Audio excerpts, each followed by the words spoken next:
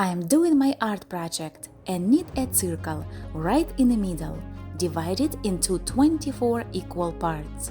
It's easy and quick to do. First, I put a dot in the middle of each corner and draw the diagonal lines.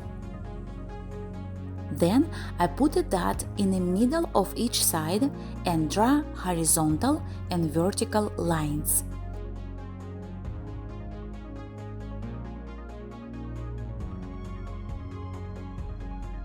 Now I draw a random-sized circle.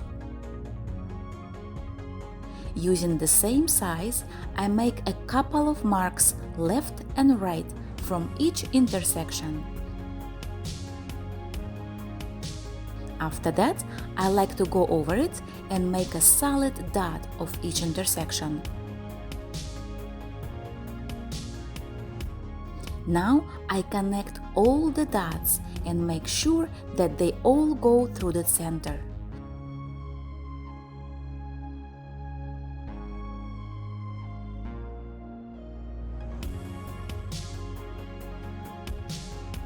And finally, all is done.